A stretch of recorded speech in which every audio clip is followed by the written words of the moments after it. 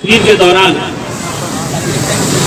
कुछ ऐसे जुमले बोल दिए थे जिसकी वजह से भारतीय जनता पार्टी के जितने भी सांसद थे वो आग बबूला हो गए थे। आजम खान साहब ने ये कहा था कि ये स्पीकर जो एक महिला है वो मेरी बड़ी बहन के समान है। भारतीय जनता पार्टी वाले बिल्कुल मानने के लिए तैयार नहीं थे। पूरा सांसद उन्होंने सर पर उठा लिया था। आजम खान साहब को मजबूर किया गया था कि आपने माफी मांगना चाहिए क्योंकि आपने महिलाओं के खिलाफ गलत शब्दों का इस्तेमाल किए थे। मैं उस वक्त सांसद के अंदर मौजूद था। आजम खान साहब ने माफी मांगने के बाद भी जितनी भी भारतीय जनता पार्टी की महिलाएं सांसद थी उन्होंने ये मांग किए थे कि आजम खान के खिलाफ सख्त से सख्त कार्रवाई होनी चाहिए।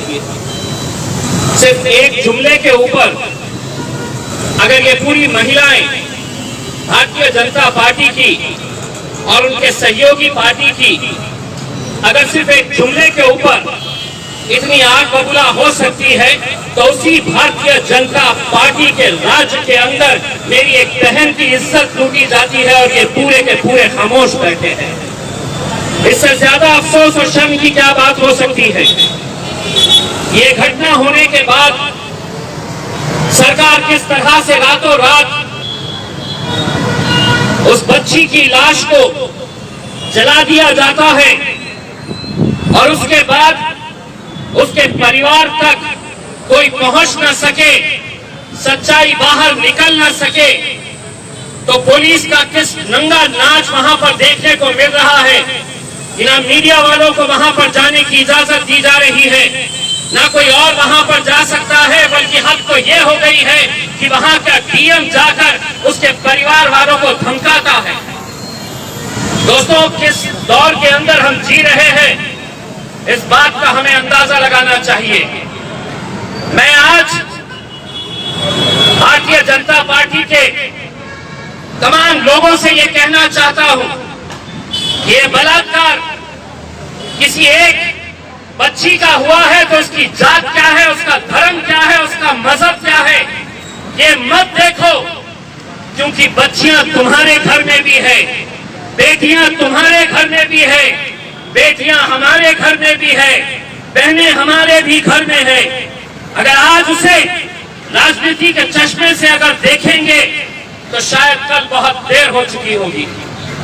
मैं आज जिस तरह डॉक्टर साहब ने बताया है कि आज हम एक ऐसे दौर के अंदर गुजर रहे हैं जहां पर डॉक्टर बाबा साहब का अंबेडकर जी का संविधान कहां है, कैसे खत्म किया जा रहा है धीरे धीरे, ये आप हर रोज देख रहे हैं।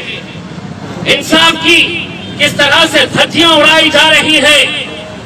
अगर आज इस मुल्क के अंदर हमारा यकीन किसी के ऊपर है तो हाँ, हमारा यकीन सीबीआई पर था, हमारा यकीन सुप्रीम कोर्ट के ऊपर है, हमारा यकीन लोकसभा के ऊपर है, पार्लियामेंट के ऊपर है। लेकिन अगर यही संस्थाएं अगर खुलेआम अगर आज कानून की, संविधान की धज्जियां उड़ाने जा रहे हैं तो ये बहुत अफसोस की, शर्म की और बहुत एक खतरे की घंटी हमको सुनाई दे रही है।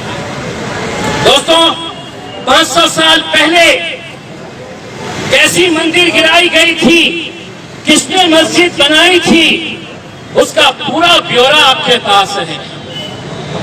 500 साल पहले क्या हुआ था इसका पूरा हिसाब आपके सामने आपको दिखाया जा रहा है। लेकिन 28 साल पहले जब वो मस्जिद ढाई गई थी, पूरी दुनिया ने देखा था, पूरी दुनिया देख रही थी टेलीविजन के ऊपर कि वहां पर कौन कौन लोग गए थे, कैसी कैसी बातें कही गई थी, कैसे कैसे नारे लगाए गए थे। और अगर आज अदालतें यह फैसला करती है कि ये नहीं, ये सब बाइज्जत बरी हो रहे हैं, तो आप सोचिए कि आने वाला कल कैसा रहने वाला है। हम लड़ेंगे, हम इंशाअल्लाह जितनी हमारी ताकत है हम लड़ेंगे। ये लड़ाई किसी एक मजहब की नहीं है, ये बलात्कार को हम किसी एक मजहब के चश्मे से नहीं देख रहे हैं। एक जवान बच्ची की इज्जत लूटी जाती है और रातों रात अगर उसके बॉडी को वहीं पर पुलिस की निगरानी के अंदर पुलिस के हाथों अगर उसे जलाया जाता है तो सोचिए उसके परिवार की पीड़ा, सोचिए उसके माँ बाप, उसके घर वालों की क्या हालत होगी। ये एक बच्ची जिसका अंतिम संस्कार भी उनकी मौजूदगी में नहीं कराया गया।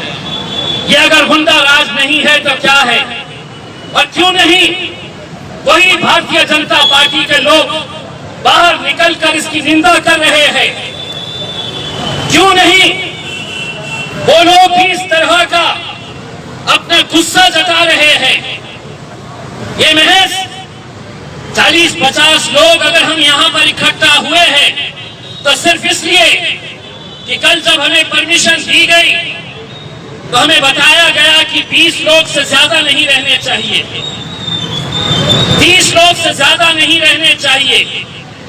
हम भी अगर चाहे तो आज औरंगाबाद शहर के तमाम जाति, धर्म और मजहब के लोग सड़कों के ऊपर निकल कर आएंगे।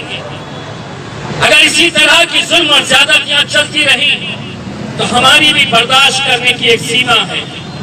हम भी एक हद तक बर्दाश्त करेंगे, लेकिन जिस दिन हमारी बर्दाश्त करने की सीमा खत्म हो जाएगी तब हम भी सड़कों के ऊपर निकल आएंगे।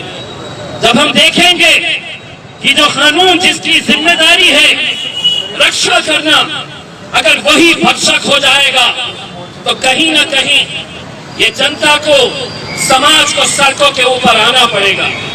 हमारे मतभेद होंगे, कांग्रेस पार्टी के साथ हमारे राजनीतिक वैचारिक मतभेद हो सकते हैं और है, लेकिन उस पार्टी के सबसे प्रमुख नेता राहुल गांधी के गिरेबान तक अगर पुलिस चले जाती है, अगर उसका गला पकड़कर उसे नीचे गिरा देती है तो हम निंदा करते हैं और हम ये कहना चाहते हैं कि ये लोकतंत्र के अंदर राहुल गांधी को अगर गिराया गया है तो कांग्रेस के साथ हम भी इस मुद्दे के ऊपर खड़े हैं और हम भी राहुल गांधी को ये कहना चाहते हैं कि हमारे वैचारिक मतभेद होंगे, हमारे राजनीतिक मतभेद होंगे, लेकिन तुम्हारे गिरेबान तक अगर कोई हाथ डालेगा तो वो हाथ को काटने की ताकत मजलिस इत्तेहाद उल मुस्लिमीन के अंदर है।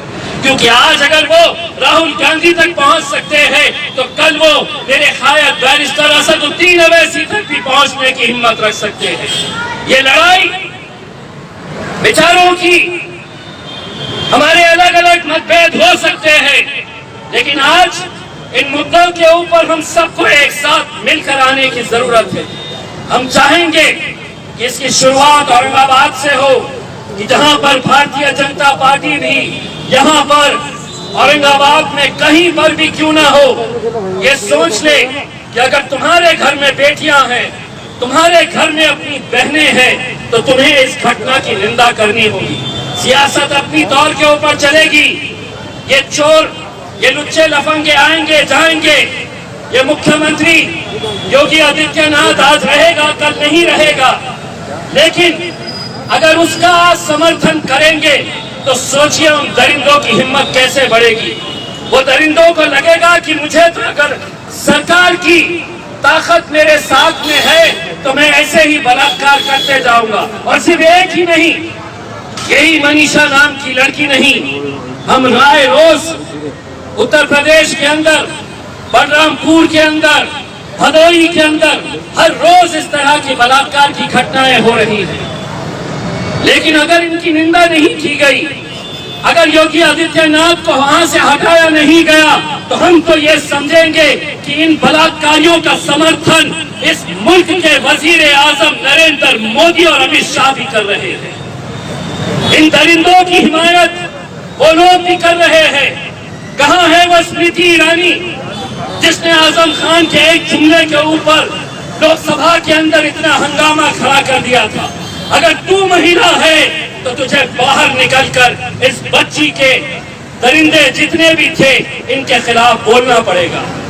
अगर तुम नहीं बोलेंगे तो अगले अधिवेशन के अंदर तुम्हें हमारा भी सामना करना पड़ेगा। हमारे भी सवाल रहेंगे और तुम्हें जवाब देने पड़ेंगे कि किस तरह से हम एक कानून एक के लिए लगाएंगे और दूसरा कानून दूसरे के लिए लगाएंगे।